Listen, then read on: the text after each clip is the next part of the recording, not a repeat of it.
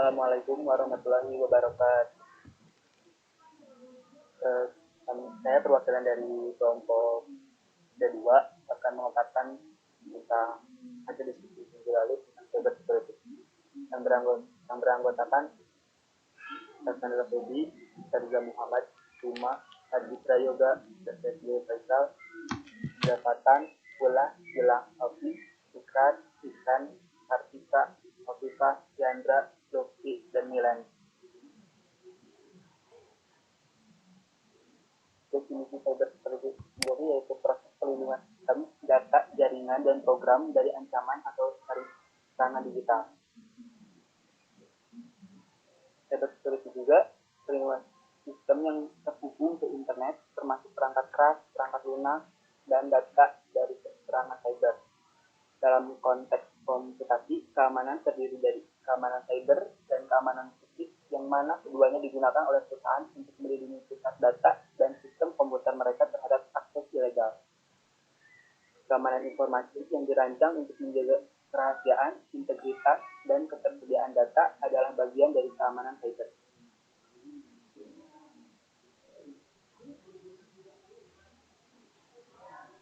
Elemen dalam cyber security ada 6, yaitu application security untuk mencegah hacker agar tidak mencuri, membajak, atau mengeksploitasi data maupun kode dari program tersebut untuk melancarkan berbagai cyber attack. Yang kedua ada informasi security, yaitu upaya mencegah pihak-pihak yang tidak bertanggung jawab dari mengakses, menggunakan, memodifikasi, membeberkan, merekam, dan bahkan menghapuskan data. Yang ketiga ada network security, proses melindungi jaringan dari seluruh perangkat yang terhubung di dalamnya dari para penutup. Yang keempat ada disaster recovery, upaya perusahaan untuk merespons berbagai insiden yang terjadi, baik itu bencana alam, terjadi cyber attack, adanya pemadaman listrik, dan berbagai hal yang tidak diinginkan lain. Yang kelima ada operational security, proses manajemen risiko yang bertujuan untuk melindungi data sensitif yang digunakan dalam operasi dan bisa disalahgunakan oleh attacker.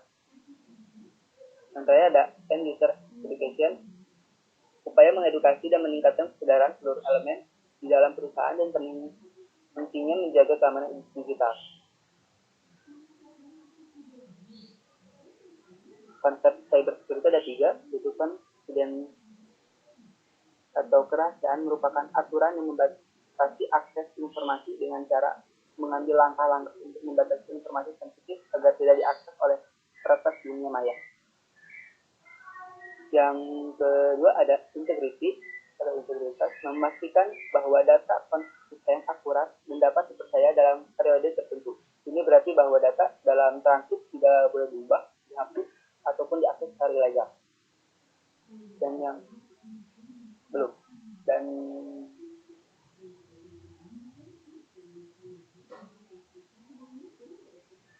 yang ketiga ada availability atau ketersediaan. Dalam hal ini mencakup keperluan seperti perangkat keras, perangkat lunak, jaringan, dan peralatan keamanan yang harus dipelihara dan ditingkatkan performanya.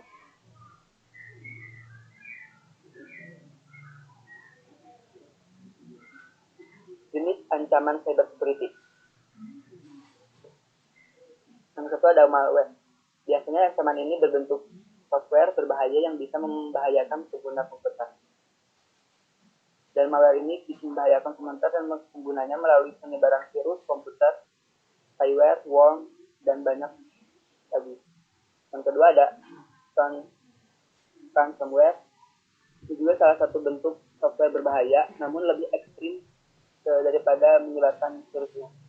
Biasanya terdapat hacker yang akan memblokir akses untuk membuka komputer atau dokumen penting.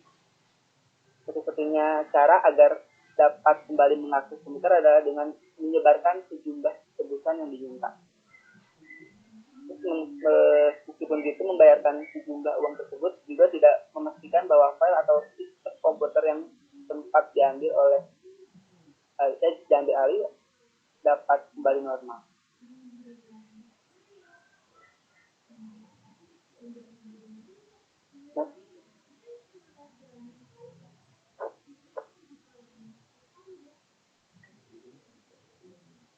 ketiga ada social engineering. Dilansir dari Interfax, social engineering adalah istilah yang digunakan untuk menggambarkan serangan yang dirasakan oleh interaksi manusia. Singkatnya, social engineering memanipulasi pengguna untuk memberikan informasi sensitif seperti password, jawaban untuk pertanyaan keamanan, dan lainnya. Biasanya jenis ancaman ini memanfaatkan rasa ingin tahu manusia dan memancingnya untuk melakukan hal-hal yang mungkin terasa biasa saja, tetapi sebenarnya membahayakan. Dan yang keempat ada phishing.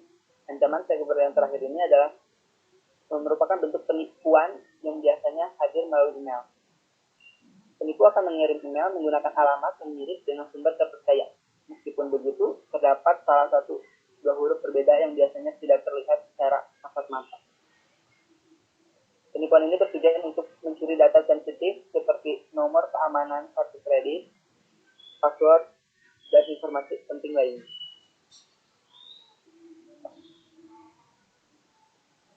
Lima teknik keamanan cyber. Yang pertama ada keamanan cyber infrastruktur kritis. Teknik keamanan cyber infrastruktur kritis ini digunakan untuk mengamankan sistem yang memiliki infrastruktur.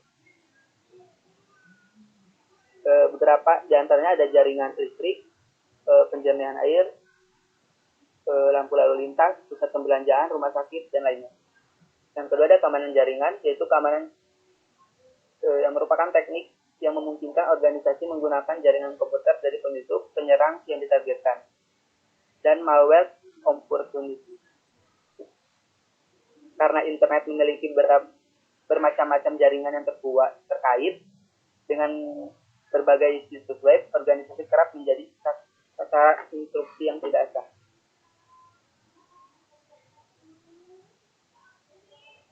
Yang ketiga ada keamanan cloud. Selain infrastruktur kritis dan keamanan jaringan, ada juga sistem keamanan yang berupa cloud. Banyaknya jumlah data pada sebagian besar organisasi menjadi sulit bagi mereka untuk menyimpan data dalam bentuk fisik. Seringkali data tidak terstruktur dan berasal dari sumber yang tidak diketahui, sehingga menyebabkan potensi ancaman terhadap jaringan. Yang keempat ada keamanan Internet of Things. Internet of Things sedang diamati menjadi alat selanjutnya untuk revolusi teknologi. Bahkan, laporan dari Brand and Company memperkirakan ukuran besar IoT meningkat sebesar 520 miliar US dollar pada tahun 2021. Bentuk jaringan keamanan IoT ini menyediakan berbagai peralatan penting dan non-kritis kepada penggunanya, seperti sensor, printer, dan router Wi-Fi. Di antaranya router. Organisasi diberikan analisis berwawasan dan tertanam lama, dan jaringan aman ketika mulai mengintegritaskan sistem dengan keamanan IoT. Dan yang terakhir ada keamanan aplikasi. Aplikasi juga rentan terhadap serangan dunia maya atau malware seperti jaringan. Keamanan aplikasi menggunakan pelanggaran keamanan cyber dengan mengadopsi metode perangkat SAS dan perangkat lunak pada fase penggambaran proyek. Perusahaan dan organisasi dapat mendeteksi kumpulan data sensitif dan mengamankan dengan menggunakan bantuan jaringan keamanan aplikasi khusus. Metode yang berhubungan dengan keamanan aplikasi itu dapat berupa program antivirus, firewall, dan program encrypt. Lalu ada serangan cyber era digital. Yang pertama ada denial of service. Merupakan serangan memanipulasi sistem jaringan maupun aplikasi sehingga kinerjanya menjadi sangat berat dan menguras daya. Ketika sistem perusahaan terkena serangan tersebut, peretas biasanya akan menuntut uang sebesar kalau ingin mengembalikan ke kondisi semula. Yang kedua ada malware and fear. Merupakan program jahat yang sengaja disisipkan, biasanya tersebar melalui email, website mencurigakan, maupun perangkat keras yang dihubungkan ke dalam piranti sistem perusahaan. Virus yang masuk akan merusak data yang ada sesuai dengan tujuan pembuatannya. Ada yang sekedar menyembunyikan data, tetapi ada pula yang sampai merusak maupun menghapusnya.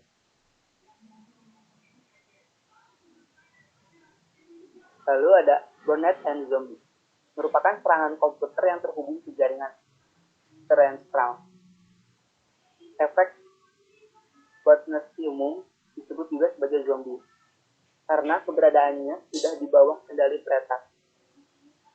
Warnet yang dibuat untuk mencuri data nantinya akan terus meningkatkan kemampuannya khususnya hingga sulit untuk dideteksi. Lalu ada shareware, merupakan salah satu tipe tipuan yang biasa digunakan oleh penjahat cyber untuk mengakses pengguna perangkat karena bentuknya yang seperti pop-up peringatan dari sistem. Ketika sudah berhasil dijebak, pengguna biasanya diarahkan untuk melakukan tindakan tertentu yang ujung-ujungnya adalah penipuan.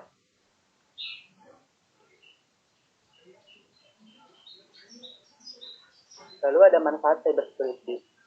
Ada 2 poin, yaitu yang pertama, menjaga dan mencegah penyalahgunaan akses maupun pemanfaatan data dalam sistem teknologi informasi dari seorang yang tidak memiliki hak untuk mengakses maupun memanfaatkan data dalam sistem tersebut. Yang kedua, ada reputasi dari perusahaan tetap terjaga, khususnya yang berhubungan dengan pihak pengguna jasa perusahaan tersebut. Sekian pemaparan hasil diskusi kami. Apabila ada yang ditanyakan, silakan. Izin bertanya, Sal? Silakan. Ya, perkenalkan saya Hafiz Rizal dari kelompok T1. Izin bertanya, misalnya nih kita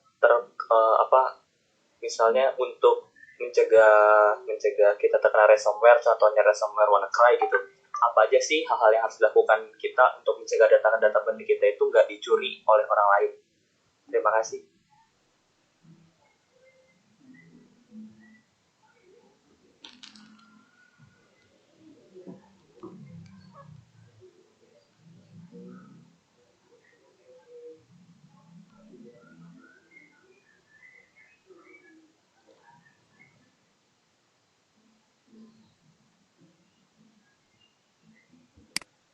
Sorry, gimana tadi pertanyaannya? Oke, diulang ya. Jadi apa aja sih hal yang harus dilakukan kita gitu agar data-data penting kita tuh tidak dicuri oleh orang lain? Seperti tadi kan sudah jelaskan, contohnya itu ada ransomware jenisnya misalnya WannaCry kan sama aja tuh. Jadi caranya gimana supaya data-data penting itu tuh nggak dicuri? Oke, yang pertama itu kan kita tahu yang kayak ransomware WannaCry itu kan datangnya dari email ya. Otomatis kita harus mensortir email kita, jangan sampai buka email-email yang berbahaya. Terus juga jangan juga masuk ke website yang pokoknya yang ada download ilegalnya, dan juga jangan sampai menggunakan aplikasi ilegal. Mungkin yang lain ada yang mau menambahkan?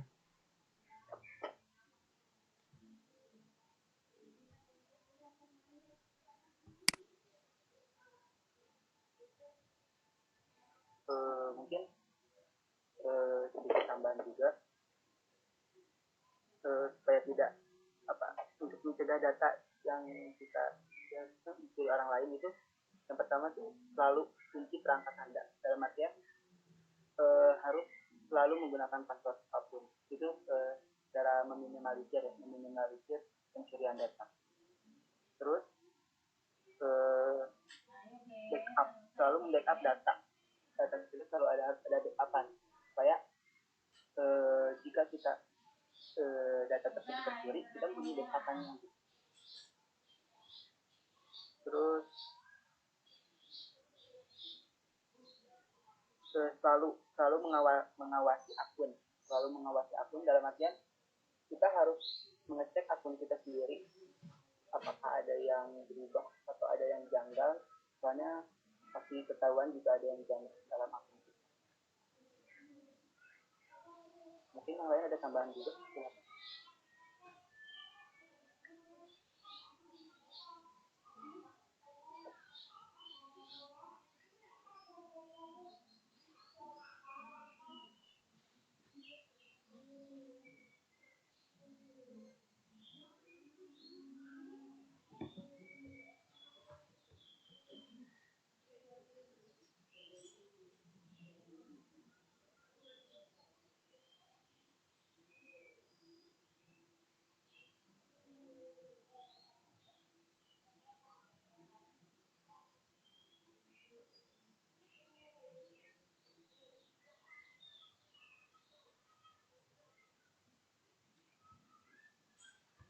Gimana Alvin?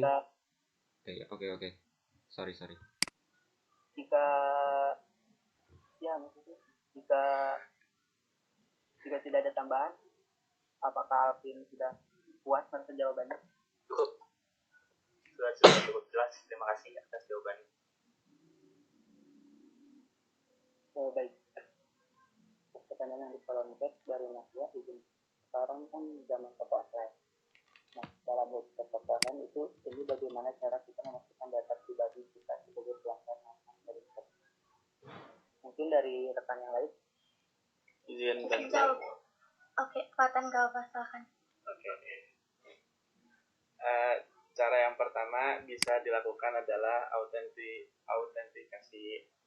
Ya, jadi prosedur autentikasi memastikan hanya pengguna resmi yang dapat mengakses aplikasi, misalnya permintaan username dan password pengguna. Nah, terus cara kedua adalah otorisasi atau pemberian wewenang.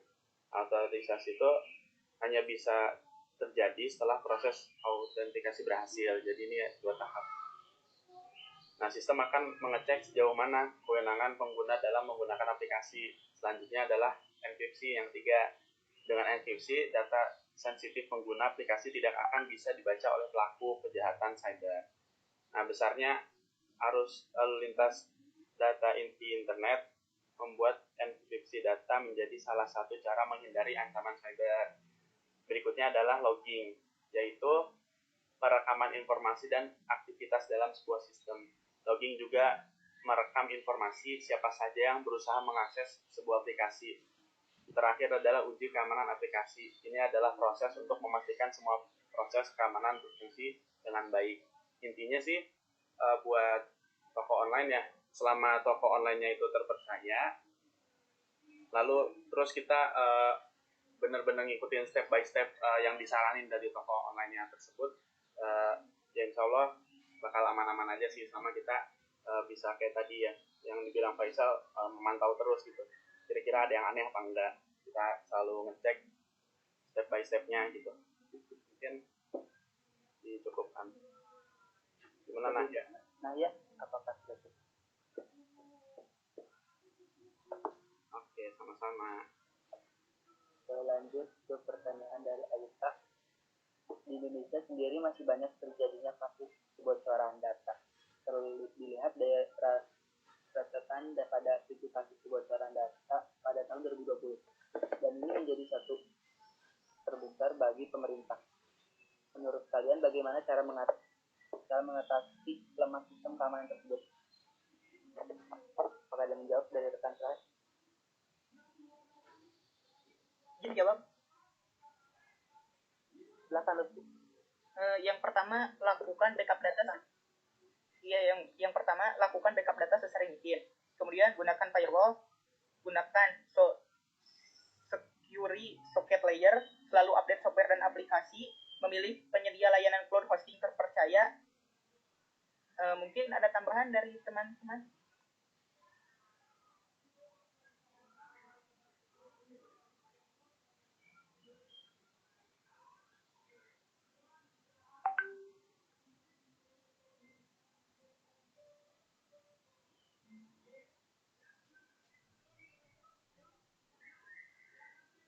Kepada teman-teman lain, apakah ada tambahan lagi?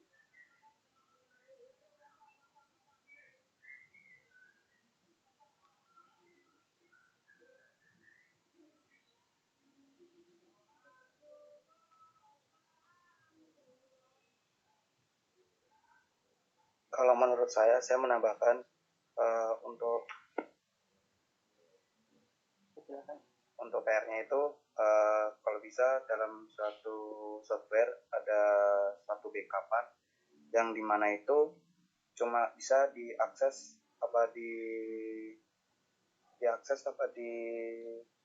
dibikin dalam satu wadah yang tidak bisa ada terjadinya kebocoran di adanya software dalam sistem tersebut. Kalau menurutku itu sih. Mungkin saya izin menambahkan juga, seperti yang diungkapkan oleh President of ASEAN Information Office Association, bahwa penyebab utama lemahnya sistem keamanan adalah karena kurangnya sumber daya profesional. Oleh karena itu, diperlukan komunikasi yang baik antara negara-negara yang ada di ASEAN. Komitmennya mengembangkan sumber daya yang bersertifikat serta kepedulian terhadap cyber security. Mungkin dari saya sekian tambahannya. Apa yang ditambahkan lagi? Jika tidak ada, bagaimana? Nah, Aisyah.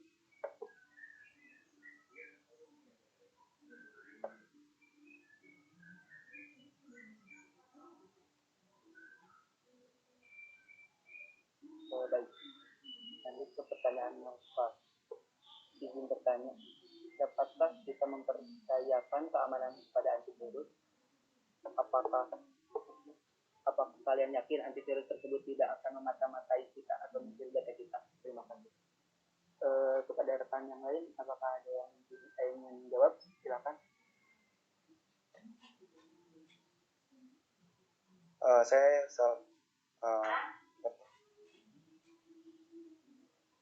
Silakan. ya kalau menurut saya kan antivirus kan ada banyak kan. Kalau misalkan antivirus itu dalam segi lingkup besar kayak kan perusahaan gitu ya. Kalau misalkan menurut saya penting antivirus itu terbuat dari kita yang bikin sendiri. Jadi nggak ikut antivirus yang lain, karena kalau misalkan kita ikut antivirus yang lain kadang kita bisa pakai antivirus itu, tapi yang megang antivirus itu ada satu orang kan, yaitu bisa dilacak oleh satu orang itu. Jadi kalau menurut saya dalam satu perusahaan kalau ada antivirus itu kita bikin sendiri, bikin codingnya sendiri, jadi biar lebih aman dalam melakukan suatu hal gitu. Jadi menurut saya antivirus itu bisa aja memakai kita, bisa aja aman, tergantung kita memakainya sih. Terima kasih. Untuk teman yang lain, silakan. Apakah ada tambahan?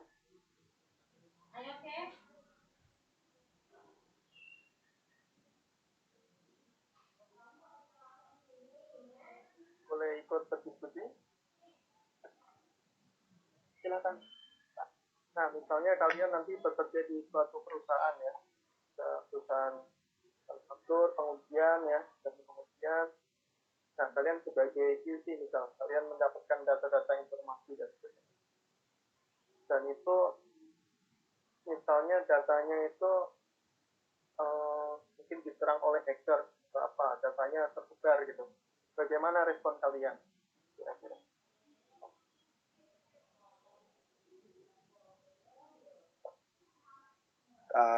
Cuma jawab Pak, tadi datanya tersebar ya Pak? Bagaimana Pak? Misalnya datanya itu kena hack gitu ya dijebol oleh hacker dan sebagainya gitu kan. Bagaimana kalian mengatasi permasalahan tersebut?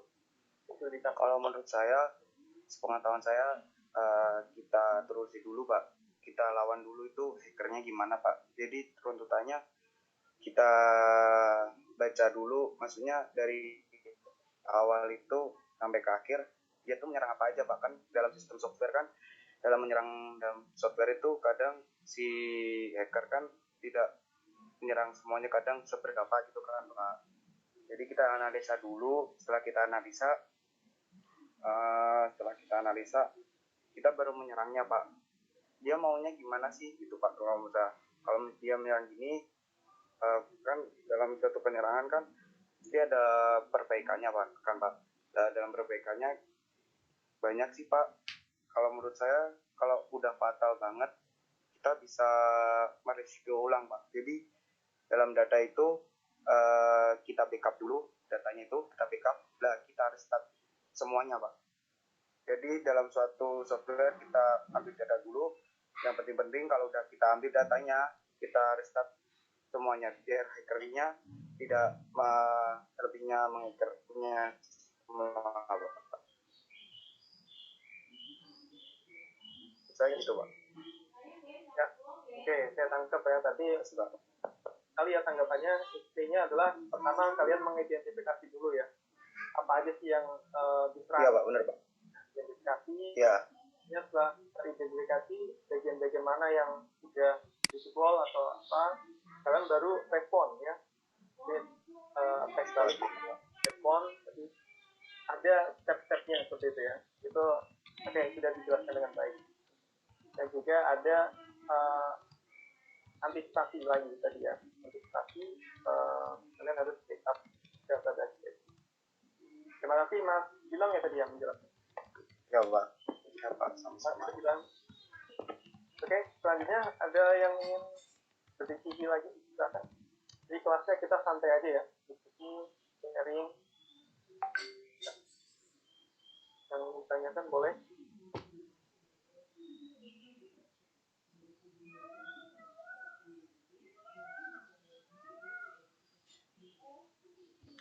Saya kalau bisa saat presentasi kalian menampilkan video ya, jadi kita bisa tetap istilahnya kayak tatap muka ya, bisa melihat siapa sih yang lagi presentasi gitu ya. Iya Pak. Oke, selanjutnya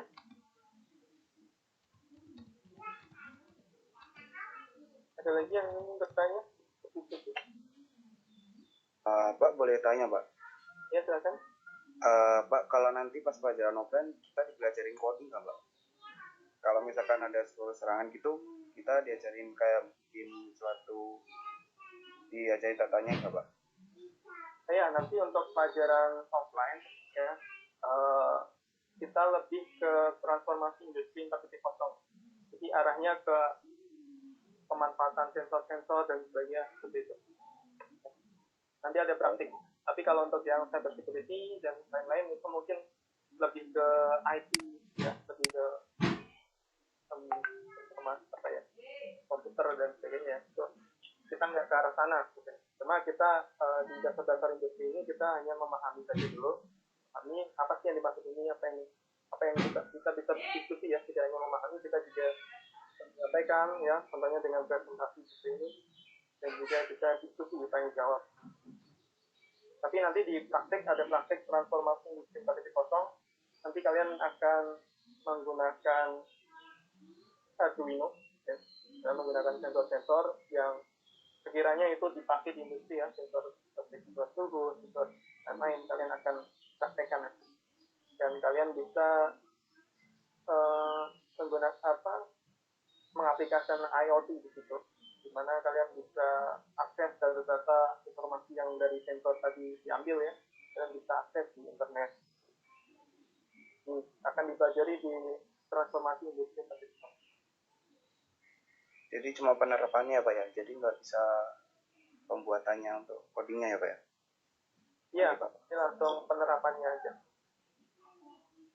Jadi coding sudah ada, kalian inputkan ke sistem ya, ke Arduino, dan nanti kalian bisa memanfaatkan sensor-sensor itu dan kalian bisa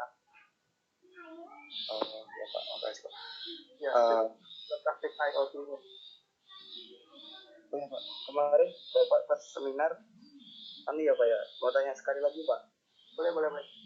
Bapak kemarin kan seminar yang tentang itu ya Pak ya, yang pupuk ya Pak ya? Ya. Ya Pak, saya mau tanya Pak, tapi pas itu nggak bisa nanya Pak, nggak maksudnya hanya sekarang Pak. Pas kemarin kan Bapak seminar pupuk ya Pak ya? Pupuk. Bukan sih Pak, yang kemarin. Yang pupuk pakai apa namanya? Pakai drone, bukan nggak Pak? Oh bukan. Itu Pak Uji Pak. Oh Pak Uji, oh iya jadi. Saya Pak Farul Razi. Oh iya Pak, maaf Pak. Ya masanya ada yang tanya.